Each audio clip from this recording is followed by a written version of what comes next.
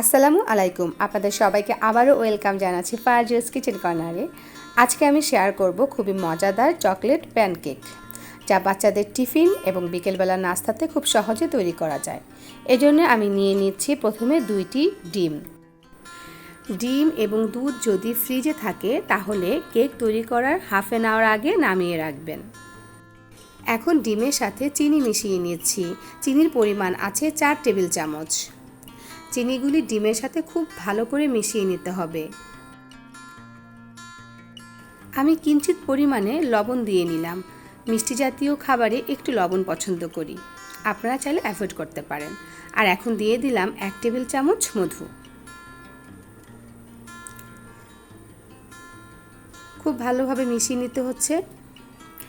এখন আমি দিয়ে দিচ্ছি 9 টেবিল চামচ ময়দা আর দিয়ে দিচ্ছি হাফ চা চামচ বেকিং পাউডার।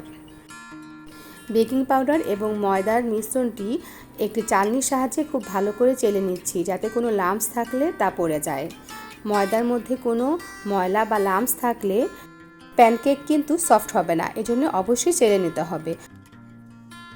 হ্যান্ড বিটার দিয়ে খুব ভালো করে নেড়ে চেড়ে দিতে হবে, তাহলে ব্যাটারের ঘনত্বটা খুব ভালো হবে। আপনাদের হাতের কাছে যদি হ্যান্ড বিটার না থাকে তাহলে কাঁটা চামচ ইউজ করতে পারেন। ব্যাটারের ঘনত্বটা যখন এ পর্যায়ে আসবে তখন আমি 1/3 কাপ জাল করা দুধ ঢেলে দিচ্ছি।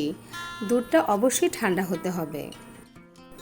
আমি প্রথম দিকে একবার বলেছিলাম, তারপর আবারও বলছি, জাল করা দুধ যদি ফ্রিজে রেখে দেন তাহলে কেক তৈরি করার আধা ঘন্টা আগে বের করে রাখবেন।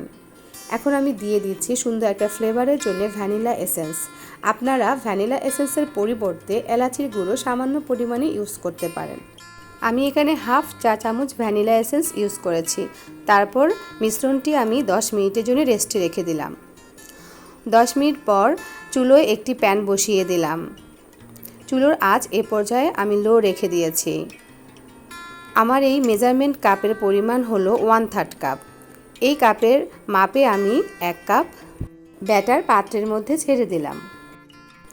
ঠিক 2 মিনিট পর যখন এই উপরের অংশে হালকা বাবল তৈরি হবে তখন উল্টে দিতে হবে।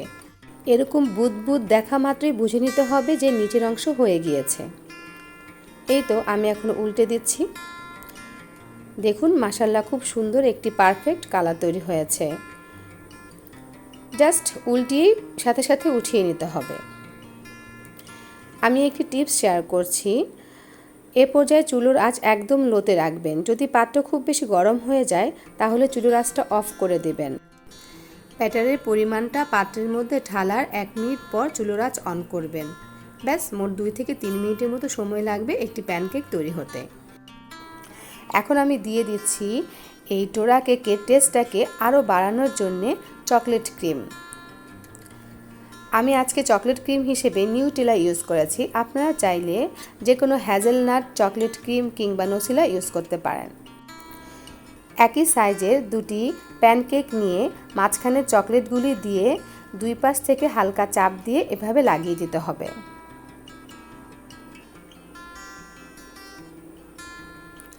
ব্যাস, হয়ে গেল বাচ্চাদের টিফিন কিংবা বিকেলবেলার নাস্তা খুবই মজাদার ডোরা কেক, ডোরেমনের ডোরা কেক কিংবা চকলেট প্যানকেক। আপনারা যদি এই চকলেট প্যানকেক আমার মতো করে ঘরে তৈরি করে থাকেন তাহলে অবশ্যই আমাকে কমেন্ট করে জানাবেন। আর এই রেসিপি সংক্রান্ত যদি কোনো কোশ্চেন থাকে সেটিও কমেন্ট করে জানাবেন। আমার এই চ্যানেলটি যদি আপনাদের ভালো লেগে থাকে তাহলে লাইক, শেয়ার এবং সাবস্ক্রাইব করবেন। আপনাদের সাবস্ক্রাইব আমাকে অনেক বেশি উৎসাহ দেয়। আল্লাহ হাফেজ।